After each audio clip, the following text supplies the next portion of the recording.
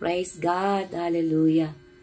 Purihin ang Panginoon, luwalhatiin, dakilain sa kanyang kalwalhatian, sa kanyang kabutihan, sa ating mga buhay. Muli po, kami ay patuloy na kumakatok sa ating mga puso at samahan niyo po ako para patuloy na magbigay ng mga word to ponder, word to remember sa araw-araw nating buhay. Magpalakasan tayo habang patuloy na hinahantay natin ang pagbabalik ng Panginoon. Hallelujah! Purihin ang Panginoon at samahan niyo po ako at tayo po muli ay magpalakasan sa pamamagitan ng salita ng Diyos. Amen! At kung may mga Biblia po kayo dyan, samahan niyo po akong buksan sa Awit 37:4. Yan po ang ating pagbulay-bulayan at ating tandaan sa ating mga puso at sa ating isip na siyang magbibigay sa atin ng patuloy na pag-asa. Amen. Sabi po doon, basahin ko po Awit 37:4. Sabi po dito, delight yourself in the Lord and He will give you the desire of your heart. Hallelujah. Tandaan po natin na maliwanag ang kanyang salita dito sa awit na hanapin natin ang kasayahan, kaligayahan sa Panginoon at ibibigay niya ang mga bagay na makakabuti sa iyo. Yung mga plano natin, yung mga pangarap natin sa ating mga buhay. So, ano ba yung plano ng Diyos sa buhay mo? Ano ba yung gusto ng Diyos para sa iyo? Ano yung layunin niya sa buhay mo? So, dito sa ating binasa, tayo yung sinasabi na sa Diyos natin hanapin ang mga bagay na hinahangad natin. Ano po? So, ibig sabihin, kapag sa Diyos natin hinanap ang mga bagay na gagawin natin, plano natin sa ating buhay, tayo ay mapapabuti dahil maliwanag ang kanyang salita sa Kawikaan 3. Natatandaan niyo po yung Kawikaan 3, 5 and 6. Sabi doon, trust in the Lord with all your heart and lean not on our own understanding. In our ways, acknowledge Him and He shall direct our path. Yung po pala yun. So, sinasabi ng salita ng Diyos na dapat nating maunawaan, dapat nating tandaan na lahat ng tao sa mundo ay may kanya-kanyang plano, may kanya-kanyang desire, may kanya-kanyang ninanasa sa ating buhay. May mga tao na gustong magkapamilya, gustong makapunta sa ibang bansa, makapag-travel. Napakadaming pangarap o plano ng tao sa bawat buhay natin. Plano na, siyempre, nangangarap tayo na matupad ang mga planong yun, magtagumpay. Subalit, una sa lahat pala na dapat nating gawin, hanapin muna natin yung salita ng Panginoon. Sa Diyos natin ipagkatiwala yung mga bagay na pinaplano natin. Sa panahon ngayon, parang ang hirap mangarap, magplano. Bakit? Ay kasi, kahit saan ka tumingin ngayon, ano yung maririnig mo, makikita mo, ay nagbabadya na malapit nang bumalik ang Panginoon. Sabi doon parati, we're in the last days at natutupad na po yung mga nangyayari doon sa Mateo 24 na nakasusulat na kailangang matubad. Di ba? Buksan po natin ang ating mga mata at nakikita na po natin ang mga nangyayari sa paligid. At kung hindi nga po tayo patuloy na naka-incline ang ating puso sa Panginoon, ay wala po, maiiwanan nga po ang mga tao. Kaya tandaan doon, may mga gusto tayo na dapat gawin sa ating mga buhay, pero ipagkakaloob ng Panginoon yan sa iyo, sa akin, kung uunahin muna natin siya sa ating buhay. Kasi, yung ating mga plano, yung ating mga gusto, kung minsan hindi makakabuti sa atin. Ano po, di ba? Tayo ang nagpaplano, pero ang Diyos ang nagpapatupad sa ating mga plano ayon sa Kawikaan 16:1-3. Ang mga tao nagpaplano, pero ang Diyos pa rin ang nagpapatupad niyon. So talagang alam ng Diyos kung ano yung makakabuti sa iyo at sa akin. Kaya po, tandaan natin na kung patuloy tayo na ang Diyos ang ating unahin sa ating buhay, sigurado na makakamtan natin ang mga pangarap natin, mga plano natin. At ang Diyos naman ay ipagkakaloob yan sa atin. Amen? Kasi nga po, ang Diyos natin ay hindi madamot. Siya yung nagbibigay ng mga bagay na ikakabuti natin para maluwalhati ang Panginoon sa ating mga buhay. Amen? At hindi lamang yon, may mga gusto ang Panginoon sa ating mga buhay, kagaya nga po doon sa awit John 5-9, kung babasahin natin, na ang delight pala, ang gusto ng Diyos para sa iyo at sa akin, ay patuloy niya tayong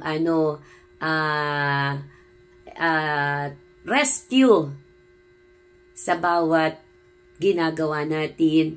Kapag tayo ay nangangailangan ng tulong, sabi po doon, ay tutulungan tayo ng Panginoon. Sabi doon, the Lord said, I will rescue those who love me. O, di po ba napakaliwanag na ang Diyos pala ang magre-rescue sa atin. Tutulungan niya yung mga taong nagmamahal sa Kanya. Kaya po kung gusto nating tulungan tayo ng Panginoon, so ilagak natin ang ating buhay sa Kanyang kamay, sa Kanyang gabay, sa pangunguna ng Panginoon, sa Kanya natin ilagak ang ating buhay. Amen? Purihin ang Panginoon. Dahil ang Panginoon ang patuloy na tutulong sa atin, wala pong iba. Ang tao kapag tumulong, may kapalit yan eh. Pero ang Panginoon kapag tumulong, wala. Dahil Diyos yun, makapangyarihan. Siya ang may-ari ng lahat ng bagay. Even our life, our breath of life ay sa Kanya nanggaling. Kaya siyempre siya ay lumikha sa atin. Karapat dapat lamang na mahalin natin ang Panginoon, papurihan, walhatiin sa ating mga buhay. Dahil siya yung Diyos Ama natin sa langit na tunay na nagmamahal sa atin, na He never leave us nor forsake us, dahil siya yung nagbigay sa atin ng buhay. Amen? Hallelujah! At hindi lamang yon na gusto tayo ng Panginoon na tulungan sa ating mga buhay sa araw-araw. Tandaan natin, remember na ang Panginoon ay nangako na tayo ay Kanyang patuloy na iingatan sa araw-araw nating buhay. At sabi nga po doon sa awit 91, di po ba? Kapag ating binasa po yung awit 91, sabi doon ay 91:1, sabi doon, I will protect those who trust in my name. So, di po ba? Puproteksyonan ng Panginoon ang mga taong nagtitiwala sa Kanyang pangalan. Kaya mga kapatid, kay Kristo po tayo magtiwala, hindi sa mga bagay na ano pa man sa mundo. Dahil napakaliwanag ng Kanyang mga salita sa John 15:1-7, kapag tayo hiwalay sa puno, wala tayong magagawa. Without Christ in your life, in my life, we can do nothing. Kaya tandaan po natin mga kapatid sa pananampalataya na kung gusto natin na patuloy na mapangiti natin ang Panginoon, yung unahin natin muna ay pasayahin siya, malugod siya sa iyong buhay, sa aking buhay, at yung mga kahilingan natin ay ibibigay niya sa atin. Amen? Purihin ang Panginoon. At tandaan po natin, mahal na mahal tayo ng Panginoon at kailanman hindi nag-isip ang Panginoon natin na tayo ay mapahamak. Kaya sabi niya po yan sa John 3:16, gayon na lamang ang pag-ibig ng Diyos sa sanlibutan. Kaya ipinagkaloob niya ang kanyang kaisa-isang anak, ang bugtong na anak, upang ang isang tao na magtiwala, manalig, manampalataya, ay hindi mapahamak bagkus magkaroon ng buhay na walang hanggan. Kaya yun ang nasain po natin, mga kapatid, sa mga pananampalataya. Kapag may Kristo na tayo, manatili tayo. Gawin po muna natin mga pinapagawa ng Panginoon sa iyong buhay at sa aking buhay. At naniniwala ako na gagawin niya, tutuparin niya yung mga ipinangako niya sa iyo at sa akin na mga nagmamahal sa Kanya. In Christ, we are complete in Him. Sabi sa Colossians 2:8. Amen? 2:10. Hallelujah. Purihin ng Panginoon. At tandaan po natin, mga kapatid, mga mananampalataya kay Kristo, na kailanman gusto ng Panginoon na tayo parati niyang sinasagot sa ating mga kahilingan, sa ating mga panalangin. Kaso nga lang po, ang mga tao ngayon ay hindi natin alam kung nananalangin pa o tumatawag sa Panginoon. Pero tandaan po natin ang sabi ng Panginoon sa Jeremiah 33:3, "Call unto me and I will answer you and tell you the great things that we do not know." So, tawagan natin ang Panginoon. Siya ang tawagan natin kasi siya ang nakakaalam ng mga bagay-bagay patungkol sa buhay mo, sa ating buhay, sa mga mangyayari, sa future event. Tawagan natin, saliksikin natin ang kanyang salita at malalaman natin na tayo ng mga nasa huling panahon. Kaya kailangan natin maganda para sa pagdating ng Panginoon. Hallelujah! At para balikan ang mga matapat at mananampalataya sa Kanya. Tandaan po natin, ang Panginoon ay parating na andyan, nakikinig 24/7. Ang ating telephone number ay Jeremiah 33:3. Call unto Him, call unto Him, habang may pagkakataon pa tayo. At tandaan po natin na patuloy tayong sasamahan ng ating Panginoon, hindi tayo niya iiwanan.